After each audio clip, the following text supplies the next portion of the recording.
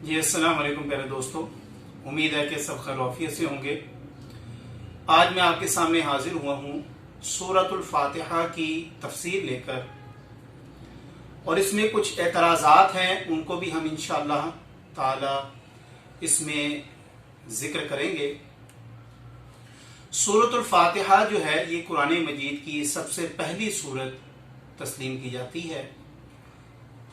اور اس سورت کے مدنی اور مکی ہونے میں اگرچہ اختلاف ہے علماء اور فقہاء کے نزدیک، لیکن اجماع اسی بات پر ہے کہ یہ سورۃ الفاتحہ جو ہے یہ مکی ہی ہے۔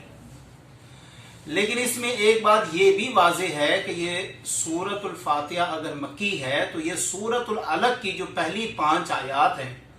اقرأ بسم ربک الذی خلق، یہ پہلے نازل ہوئی ہیں، اور سورۃ الفاتحہ جو ہے یہ بعد میں نازل ہوئی ہے۔ یہ بھی اس بات پر اتفاق ہے۔ سورۃ الفاتحہ کے اگرچہ بہت سارے نام ہیں، شفا ہے، صلاۃ ہے، ام القرآن ہے، ام الکتاب ہے، واقعہ ہے، کافیہ ہے، شفا بھی ہے ایک اس کا نام۔ اور شفا کے متعلق ایک بخاری شریف کی حدیث ہے جو کہ حضرت سعد رضی اللہ تعالیٰ عنہ سے ہے۔ وہ فرماتے ہیں کہ ایک دن ایک شخص کو سانپ نے کاٹ لیا، اور میں فوراً دوڑا ہوا اس کے پاس گیا، اور میں نے اس سورۃ الفاتحہ کی تلاوت کی اور دم کیا اس کو، اور وہ ٹھیک ہو گیا۔ جب یہ معاملہ نبی کریم علیہ الصلوۃ والسلام تک پہنچا تو آپ نے فوراً سوال کیا کہ تجھے کس طرح پتا چل گیا کہ یہ دم والی صورت ہے؟ تو گویا اس سے معلوم ہوتا ہے سورۃ الفاتحہ کی یہ فضیلت بھی ہے کہ اگر کوئی بھی شخص اس کو پڑھ کے کسی کے سر میں درد ہو رہا ہے، یا کسی بازو میں درد ہو رہا ہے، یا ٹانگ میں درد ہو رہا ہے، کسی بھی جگہ کسی کو درد ہو رہا ہے، تو اس کو پڑھ کے دم کر دیں تو اللہ تبارک تعالیٰ شفا دے گا۔ سورۃ الفاتحہ کی آیات اور اس کے رکوعات کی بات کریں تو اس میں ایک رکوع ہے، جبکہ اس کی آیات میں جو اختلاف ہے وہ ہے تقریباً صرف ایک آیت کا۔ اس سے مراد یہ قطعی طور پر نہیں ہے کہ اس کی آیات کم زیادہ ہیں، آیات اتنی ہی ہیں، لیکن کچھ لوگ صراط الذین انعمت علیہم پر آیت شمار کرتے ہیں اور کچھ لوگ آیت کا نشان نہیں لگاتے۔ اس لحاظ سے صرف یہ اختلاف ہے، باقی اس میں کسی قسم کا کوئی اختلاف نہیں۔ سورۃ الفاتحہ کو فاتحہ اس لیے بھی کہا جاتا ہے کہ چونکہ فاتحہ کا مطلب ہوتا ہے کسی بھی چیز کی ابتدا کرنا، شروع کرنا، لہذا اس لیے اس کو فاتحہ بھی کہا جاتا ہے۔ سورۃ الفاتحہ کے متعلق ایک اور بات کہ جتنا بھی قرآن پاک میں آپ سمجھ لیں جو کچھ بھی ہے وہ سورۃ الفاتحہ میں، اور جو کچھ سورۃ الفاتحہ میں ہے وہ بسم اللہ الرحمن الرحیم میں ہے، اور جو بسم اللہ الرحمن الرحیم میں ہے وہ بسم اللہ کی با میں ہے۔ اور کہا یہ جاتا ہے کہ جو بسم اللہ کی با میں ہے وہ اس با کے نقطے میں ہے۔ اچھا، اس نقطے کا بہت بڑا ایک سینیریو ہے اور بہت بڑا بیک گراؤنڈ ہے، لیکن اس سے پہلے میں الفابیٹ کی سٹوری بتاتے ہوئے یہ بتا دوں کہ اس کے اوپر البرٹ نے ایک باقاعدہ کتاب لکھی تھی، سٹوری آف دی الفابیٹ۔ اس میں وہ کہتا ہے کہ یہ اصل میں جو با ہے یہ مصر اور اس کے جو اس وقت ہم نوا تجارت کرنے والے ممالک تھے، وہ چونکہ آپس میں تجارت کرتے تھے، اور تجارت کے دوران چونکہ آپ کو پتا ہے کہ زبان کا ایک معاملہ سامنے پیش آتا ہے، تو زبان کا جب معاملہ پیش آتا ہے تو کچھ نہ کچھ انہوں نے نشانات رکھے ہوئے تھے آپس میں گفت و شنید کے۔ مان لیجئے اونٹ ہے، اب اس کے لیے انہوں نے لفظ جیم جو ہے، جیم جو ہمارے حروف تہجی میں ہے، اس طرح کا نشان بنایا ہوا، اور ہمارے عربی میں ہم دیکھتے ہیں تو جمل کہا جاتا ہے اونٹ کو۔ اب جیم سے مراد وہ کہتے ہیں کہ جو جیم کی شیپ ہے نا، اس سے مراد ہے بیٹھا ہوا اونٹ، اور جو ڈاٹ ہے اس سے مراد یہ کہ اس کا مالک اس کے اوپر بیٹھا ہوا ہے۔ اسی طرح شین کے بارے میں وہ بتاتے ہیں کہ شین سے مراد کیا ہے، شجر، اور ہم دیکھتے ہیں کہ عربی میں اردو میں ہمارے پاس شجر ہی کہا جاتا ہے۔ اب وہ کہتے ہیں کہ شین جو ہے اس کی جو شیپ ہے وہ درخت ہے، جو 3 ڈاٹ ہیں اس میں جو 2 ڈاٹ ہیں وہ پرندے ہیں، 2 بیٹھے ہوئے اور ایک پرندہ اڑ رہا ہے، لہذا یہ شین ہے۔ اسی طرح باقی الفابیٹ کو بیان کرتے با کو جب اس نے بیان کیا تو وہ کہتا ہے کہ با در حقیقت سے مراد یہ ہے کہ یہ گھر ہے، اور جو نیچے ڈاٹ ہے، نقطہ ہے، اس سے مراد گھر کا مالک ہے۔ یا اس کو یوں کر لیجئے کہ جو کچھ بھی ہے وہ نقطہ ہی ہے۔ تو اگر میں غلط نہیں ہوں تو یہ قرآن پاک، رگ وید اور بائبل میں جو بیان کی گئی تھیوری آف بگ بینگ ہے یہ وہ ہے، جہاں سے یہ معلوم ہوتا ہے تمام الہامی کتابوں میں یا دوسری دیگر کتب میں وہ کہتے ہیں کہ سب سے پہلے ایک نقطہ تھا، ایک ڈاٹ تھا، وہاں سے پھر وہ پھٹا اور یہ آٹومیٹکلی سارا کچھ ہوا۔ تو یہ با کا جو نقطہ ہے اس کی تفصیل تھی یہ۔ اب اس کے بعد بسم اللہ الرحمن الرحیم کے اوپر آتے ہیں، تو اس میں بھی مفسرین کا اختلاف ہے۔ وہ کہتے ہیں یہ جو بسم اللہ الرحمن الرحیم ہے یہ کیا سورۃ الفاتحہ کی یہ قرآن کی ساری صورتوں کا باقاعدہ حصہ ہے کوئی، یا محض اس لیے لکھی گئی ہے کہ گویا معلوم ہو جائے کہ یہاں پر ایک آیت ختم ہوئی ہے اور دوسری آیت کی ابتدا ہے۔ تو اس میں مفسرین کچھ اس آراء پر قائم ہیں کہ یہ بسم اللہ الرحمن الرحیم کسی بھی صورت کا حصہ نہیں ہے، یہ صرف محض اس لیے ہے کہ اس سے یہ معلوم کیا جا سکے کہ یہاں پر ایک صورت ختم ہوئی دوسری ابتدا ہوگی، لہذا ایک نشانی کے طور پر ہے،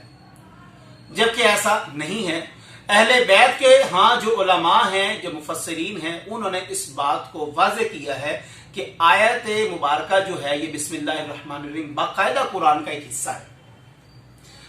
اچھا، پھر اگر اس کو حصہ تسلیم کر لیا جائے تو پھر ایک اور اعتراض آ جائے گا، وہ یہ اعتراض آئے گا کہ بسم اللہ الرحمن الرحیم کہ شروع اللہ کے نام سے، اگر اللہ یہ قرآن نازل کیا ہے اگر اللہ نے، تو پھر اللہ کس دوسرے اللہ کا نام لے رہا ہے یہاں پر؟ یعنی کہ اللہ خود فرما رہا ہے کہ شروع اللہ کے نام سے، یہ دوسرا اللہ کون ہے؟ اب یہ بھی اعتراض کیا جا سکتا ہے، تو اس کا جواب بہت ہی سادہ ہے۔ ابھی میں نے کچھ دیر پہلے آپ سے عرض کیا کہ سورۃ العلق کے بعد یہ نازل ہوئی ہے، پہلے الگ نازل ہوئی ہے۔ اب آپ دیکھیں کہ عربی کا بھی یہ قاعدہ ہے، لیکن میں ایک دنیاوی مثال بتاتا ہوں کہ گویا آپ کوئی شخص کے سامنے پڑا ہوا پانی پڑا ہوا ہے اور وہ یہ کہنا چاہتا ہے کہ مجھے پانی دو، تو وہ لفظ پانی استعمال کہے گا، وہ کہے گا پانی دینا، اس میں مجھے جو ہے وہ حذف ہے، چھپا ہوا ہے، لیکن مراد اس کا یہی ہے کہ پانی اس نے خود مانگا ہے۔ اسی طرح عربی کا ایک قاعدہ ہے، جس طرح کہ زارا با کے اندر ہوا کی ضمیر جو ہے وہ پوشیدہ ہوتی ہے، اسی طرح قرآن مجید میں جب بسم اللہ الرحمن الرحیم پڑھتے ہیں تو آپ کو سورۃ العلق کی پہلی آیت پہ اللہ تبارک تعالیٰ نے قاعدہ سمجھا دیا، وہاں پر اقرأ بسم ربک الذی خلق، پڑھ اپنے رب کے نام سے۔ اور یہاں پر بھی سیم وہی قاعدہ ہے کہ بسم اللہ سے پہلے جو اقرا ہے وہ حذف ہے، چھپا ہوا ہے، وہ بالکل وہاں پر پوشیدہ ہے، لکھا ہوا نہیں ہے یہاں پر۔ اس لیے جب بھی ہم بسم اللہ الرحمن الرحیم پڑھیں گے تو وہ اقرا کا جو معنی ہے وہ ہمیں خود بخود تصور کرنا ہوگا، اور اس سے مراد یہ ہوگا کہ پڑھ کہ تیرا رب بہت ہی مہربان اور رحم کرنے والا۔ اسی طرح جس طرح مختلف لوگوں نے تراجم کیے، کسی نے کیا ہے کہ ساتھ مدد اللہ کے کہ جو بہت ہی مہربان ہے، غامدی صاحب نے یہ کیا کہ جو سراسر رحمت والا ہے، جو ابدی رحمت والا ہے، اس طرح ہر ایک نے اپنا ترجمہ کیا، لیکن ابتدا پھر یہیں سے ہی ہوگی۔ اچھا، اب اس کے بعد قرآن مجید کی جو سورۃ الفاتحہ ہے یہ تقریباً ایک مکالمہ کی صورت ہے، گویا پہلے اللہ تبارک تعالیٰ ابتدا کرتا ہے، اس میں کچھ صفات گناتا ہے، اس کے بعد پھر بندے کی جو آرزو ہے، بندے کی جو بات ہے انسان کی، وہ پھر سامنے رکھی جاتی ہے۔ الحمدللہ رب العالمین، تمام حمد،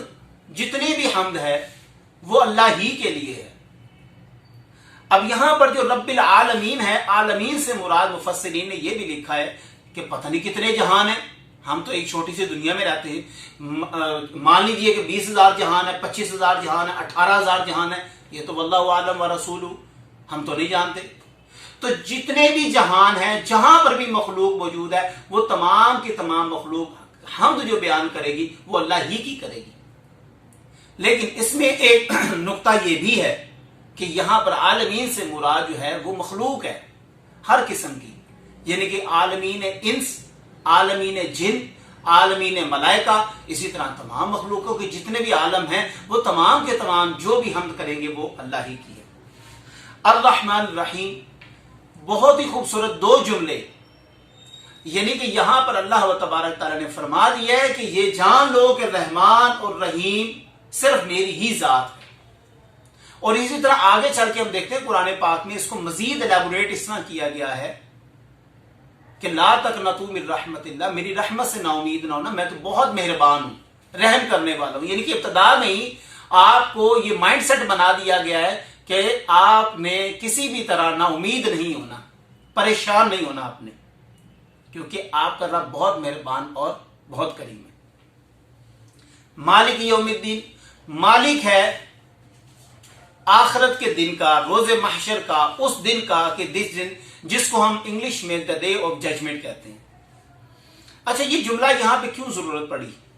यहां पर एक कयास मेरा ये है कि ये जुमला इसलिए अल्लाह तबारक तआला ने इस्तेमाल किया चूंकि इंसान यहां पर आके इस चीज को दुनिया के जो फजूलियात हैं या दुनिया की मसरूफियात हैं या यहां पर अयाशी जो उसको मिलती है उसमें इतना मसरूफ हो जाता है, इतना मसरूफ हो जाता है कि वो भूल जाता है कि एक दिन मैंने किसी के यहां पेश होना है। या फिर ये दूसरा नुक्ता मेरे यहां ये है कि ये उन खास लोगों के लिए कि जो आखिरत को झुठलाते हैं, कि अल्लाह तबारक तआला ने ये बताना चाह रहा है कि ये बात ज़हन में रख लो कि रोजे माशर जो है वो बर्पा होगा और मैं बाकायदा वहां का मालिक हूं और मैं वहां पर तुम्हारा हिसाब लूंगा। ऐसा नहीं है कि सिर्फ रोजे माशर की बात बता दी गई है, बल्कि मैं भी वहां पर क्या हूंगा, मौजूद हूं और मैं उस रोजे माशर का मालिक हूं, मैं जो चाहे मैं तुम्हारे साथ करूं। लिहाजा ये ज़हनों में बात आप निकाल दें कि अगर आपके ज़हन में ऐसी कोई बात है तो यहां पर अल्लाह तबारक तआला ने उस दिन का ऐलान किया। इय्याका नअबुदु व इय्याका नस्तईन, इंतहाई सख्त जुमले हैं, इंतहाई सख्त जुमले हैं। मैं कहता हूं बहुत ही सख्त जुमले हैं। यानी कि गोया हम यहां पर सिर्फ एक तो तसल्ली नहीं दे रहे बल्कि एक वादा कर रहे हैं, इय्याका नअबुदु व इय्याका नस्तईन, तेरी इबादत करते हैं और तुझी से मांगते हैं, तेरे सिवा हम किसी को नहीं पूछते, तेरे सिवा किसी की इबादत नहीं करते। लेकिन ये देखें कुरान पाक में एक और जगह अल्लाह तबारक तआला ने वाज़ेह फरमा दिया है कि या रसूल क्या तुम इन्हें देखते नहीं हो कि ये जो लोग जिन्होंने अपनी नफसानी ख्वाहिशात को अपना इलाह बना रखा है, लेकिन यहां पर देखें इब्तिदा में वादा किया हुआ है कि हम तेरी इबादत करते हैं, तेरी ही से मदद मांगते हैं, लेकिन मदद हम सारा दिन किसी और से मांग रहे हैं। हमारी ख्वाहिशात हमें सारा दिन जो है वो अपने साथ लिए फिरती हैं,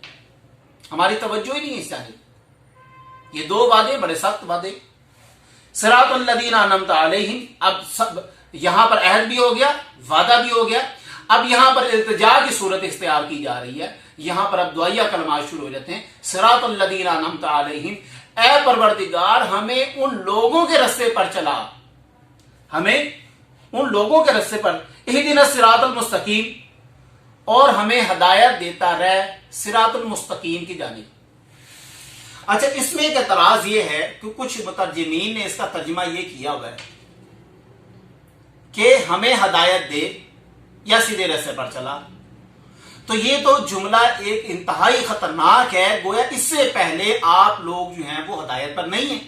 अब मैं हूं, देखें मैं कुरान पाक पढ़ रहा हूं, मुसलमान हूं मैं, तो मेरे लिए तो फिर ये तर्जुमा सीख नहीं है ना कि भाई अगर मैं कहूं कि या अल्लाह मुझे हदायत दे, इसका मतलब मैं भी हदायत हूं, तो मैं तभी तलब कर रहा हूं। दुनिया की मिसाल ले लेना, दुनिया में क्या होता है, दुनिया में एक शख्स के पास औलाद नहीं है, अब वो दुआ करता है या अल्लाह मुझे औलाद दे दे, या अल्लाह मुझे औलाद दे दे, अल्लाह से औलाद दे देता है, उसको औलाद मिल गई। अब क्या होगा, जब वो बूढ़ा हो गया,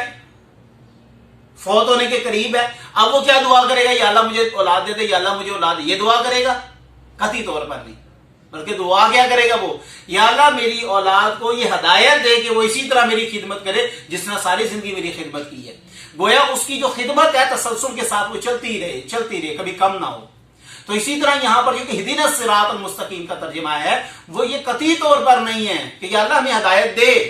नहीं, बल्कि हदायत तूने दे दी हमें, ये हदायत हमारे हाथों में है,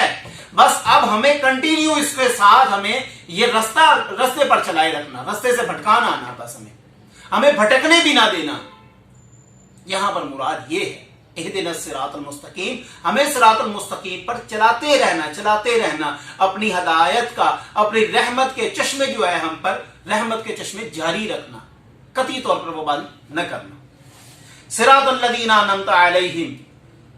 रास्ता उन लोगों का कि जिन पर तेरा इनाम हुआ। अब इनाम में अगरचे वो लोग कुरान मजीद ने एलेबोरेट कर दिए हैं कि सिद्दीकीन हैं, शुहदा हैं, सालिहीन हैं, हर वो शख्स है जो अल्लाह तबारक ताला की याद में हर वक्त रहा,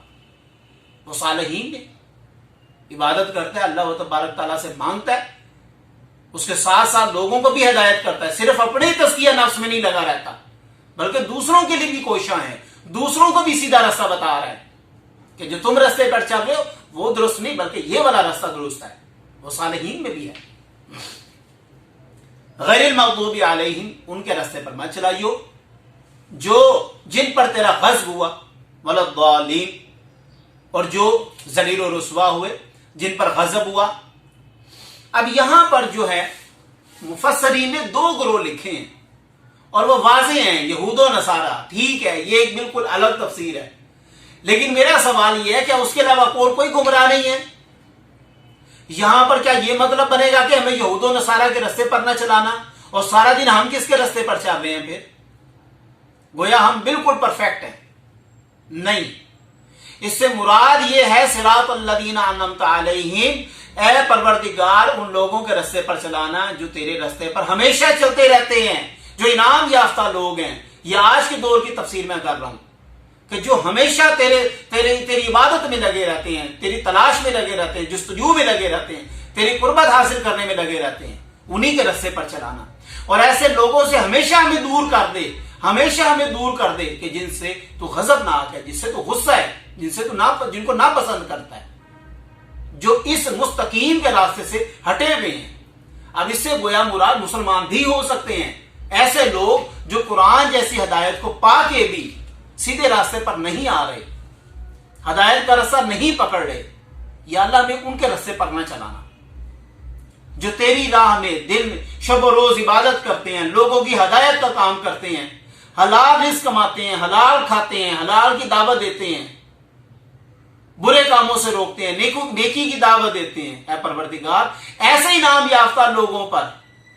ایسے انعام یافتہ جو لوگ ہیں، ہمیں ان کے راستے پر چلا دے، ہمیں بھی ان کا ہم نشین بنا دے، ہمیں بھی ان کے ساتھ رکھ لے. یہاں پر مراد میرے نزدیک یہ ہے، اگرچہ یہود و نصارہ بھی ہیں، لیکن عصر حاضر کے تناظر میں یہ بات کہہ رہا ہوں کہ اس سے مراد وہ لوگ بھی ہیں جو عصر حاضر میں اللہ تبارک تعالیٰ کے دین کا کام کر رہے ہیں بغیر کسی دنیاوی لالچ کے. تو سامعین محترم، مختصر سی تفصیل یہاں پر بیان کی گئی ہے. میری اس میں بہت زیادہ جو ہے قرآن کو سامنے رکھتے ہوئے ذاتی رائے ہے، بالکل ذاتی رائے نہیں ہے. قرآن پاک کو سامنے رکھتے ہوئے جو چیزیں میں نے انڈرسٹینڈ کی ہیں، اس کی روشنی میں میں نے یہ سورۃ الفاتح کی تفسیر کی ہے. میرے سے آپ اختلاف بھی رکھ سکتے ہیں. اگر کوئی اصلاح کا پہلو آپ کو نظر آئے، میں آپ سے درخواست کرتا ہوں کہ میری بھی اصلاح فرمائیے گا. اللہ تبارک تعالی ہم سب کو اسی طرح قرآن پاک کے ساتھ جڑا رکھے اور ہمیشہ قرآن پاک کا سایہ ہمارے ساتھ رہے. وہ والا سایہ نہیں جو شادیوں پر خواتین کو سایہ دیا جاتا ہے، وہ والا سایہ نہیں، بلکہ اس طرح ہمارے ہاتھوں میں یہ رہے اور ہم اس کے ساتھ، یہ ہمارے ساتھ ہمیشہ ہمیشہ کے لیے رہے. دعا ہے کہ اللہ تبارک تعالی جو میں نے بیان کیا عمل کی توفیق عطا فرمائے. وآخر دعوانا الحمدللہ رب العالمین. اللہ حافظ.